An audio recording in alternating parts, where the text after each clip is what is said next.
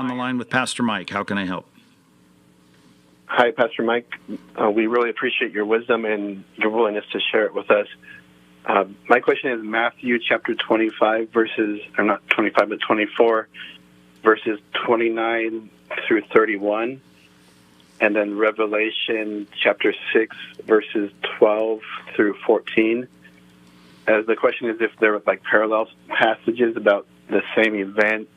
They talk about the sun and the moon and then like the stars and the sky going from the east and the west are being rolled up like a scroll. So if those are the same events, or what event or different events are they? No, I think you're on to something very clear here, and that is that these cataclysmic events of what's going on with the sun and the moon and the things in the skies and the heavens, as they would call it in the first century, being shaken, that's how it's put there in Matthew 24, certainly is being fulfilled in stages throughout the judgments that are listed for us from Revelation 6 through Revelation 19.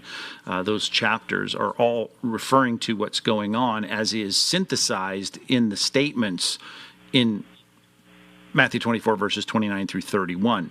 In other words, you're getting all of the highlights in a very short paragraph about all that's going on with the seals and the bowls and the trumpets. All of that is condensed in that statement in verses 29 through 31 in Matthew 24. That's why I am one who interprets Matthew 24, the Olivet Discourse. Not everybody does, but most people that teach on this station do, that this is a period of time that is describing what's going on in that tribulational period.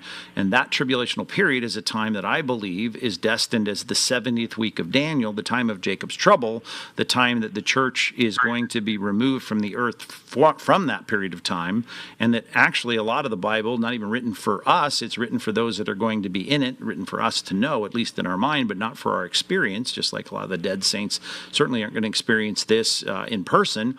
And we also, if we live, and this starts at this particular point, I think it's going to start with the rise of a world leader, and we will be out of here, I believe. I believe that makes sense because these discussions in Daniel 7 are described for the time of Jacob's trouble, the 70th week of Daniel decreed for Israel and Daniel's holy city, and Daniel's people, rather, the people of Israel. So, yes, you've made a good connection there, but I'd keep reading. Keep reading in Revelation 6, and you'll get all that goes on all the way to the gathering of the people together there and him coming back. You can add in chapter 14 of Zechariah and say all of this is discussed.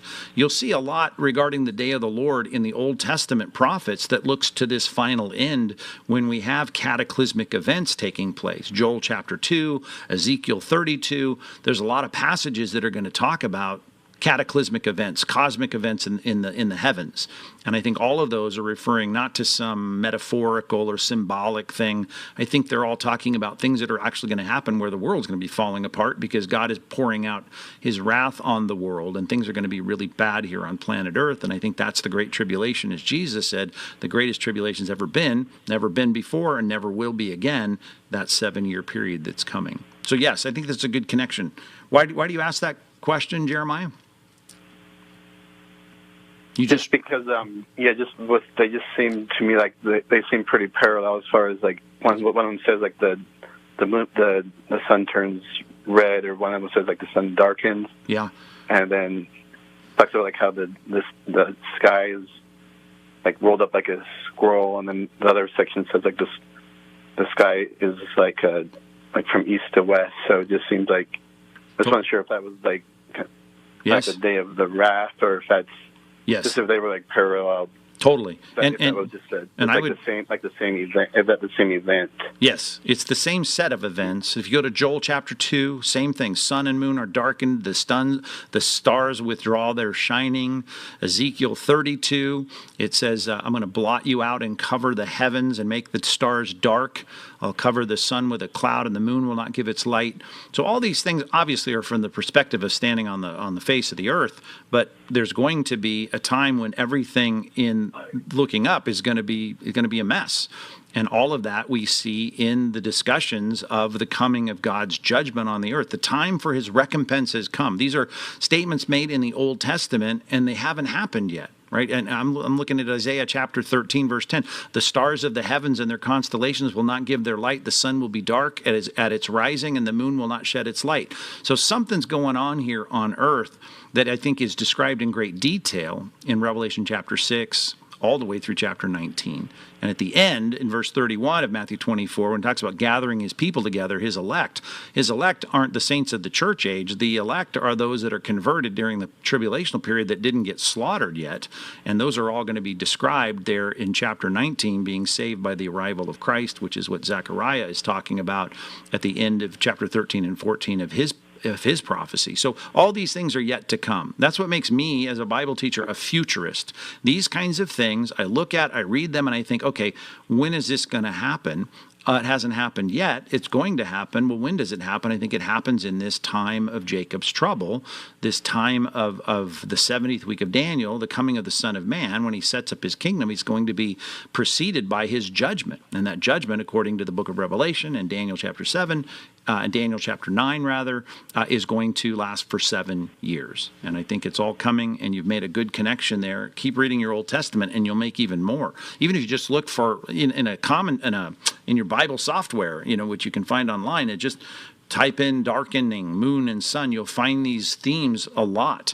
And they're all looking to the very end, just before Christ comes back to set up a kingdom for Israel, where Israel is reunited with all the people from the 12 tribes, which is what happens next in Revelation 7. He's starting to pull those 144,000 special sealed people from every tongue, tribe, and nation. They're going to be a big part of the tribulational period, and you're going to see all of Israel restored. And then I think in Revelation chapter 20, he describes how long that kingdom is going to be for, and it's 1,000 years, repeated 6 or 7 times in Daniel 7. So that's why we say, or at least I would say, I'm a pre-millennialist. Millennium means 1,000 years. It's yet to come. And it's going to come when all these prophecies from Ezekiel 32, Joel 2, Amos 8, Isaiah 13, Zechariah 14, all of those things are going to happen. And then God's going to set up a kingdom for Israel. We're going to rule and reign with Christ in the church age. Those of us that are resurrected at that time are taken up and changed, and all of this is yet to come. So yeah, that's a good connection. Jesus spoke of it, and that's why Matthew 14 is yet to come. It hasn't happened yet. Helpful, Jeremiah? Does that help? Okay. Yeah, that helps a lot. Yeah, maybe just one quick question, maybe like a follow up, because I know you spoke like the end of Matthew about the gathering of the elect is the gathering of those who are saved during the tribulation. Mm-hmm. And so that could be like Jew or Gentile or both. Well, primarily the focus is on Israel, but all throughout the book of Revelation, it does talk about the gospel going out to every tongue, tribe, and nation, and people that are getting saved in the tribulation from every tongue, tribe, and nation. So there's some universal turning to Christ coming from every ethnic group, but the focus, according to the Old Testament and even the book of Revelation, starting in the very next chapter that you were quoting in Revelation 6, is Revelation 7, where all the tribes, Judah, Reuben, Gad, Asher, Naphtali, they're all represented here as core people serving Christ. And I'm assuming, based on everything that's described about them in the book of Revelation, they're serving Christ by spreading the gospel to the Jews. Now, they have a voice beyond that, but people are being saved all over the world in the tribulational period. But the focus for God is fulfilling the promise to gather together, as it says in Romans chapter 11, that last generation of Israel, and all of Israel then will be saved. In the last generation, he's going to bring Israel. If you go there now and share the gospel, most of them are going to reject you and say, we don't believe he's the Messiah. Well, at the end of time, most of them are going to say, yes, he is the Messiah. You're going to see a mass conversion of Messianic Jews in Israel. Right. Okay. Yeah. So that, I think that answered my question. I guess I was at was like the Matthew 24, the gathering of the elect, that would happen after God already sealed the Jews and after they've preached the gospel to the world. Correct. They're going to be gathered. If you read in chapter 19 of Revelation, they're all going to be brought together. Yeah. And then in verse 11 and following, Christ himself is going to come back and judge their enemies and save them. They're going to be saved by Christ personally, and you can tie that to Zechariah 14. His feet are going to touch the Mount of Olives, and he's going to set up a kingdom. That'll be the day when God finally comes and sets up the kingdom he keeps talking about.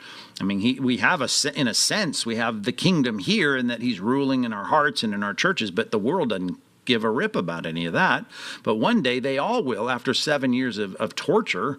They're going to realize their sin, and they're either going to die shaking their fist at God, which you read in chapter 6, by the way, of Revelation. They all realize this is the wrath of God, just like everyone seems to when something big happens. And then the people that are turning to him, they're going to be saved by Christ, and Christ is going to now set up a kingdom with Israel, and the rest of the dead are going to have to wait until after the 1,000 years is over to be judged and be assigned a place of punishment, depending on how bad or how moderately bad they were.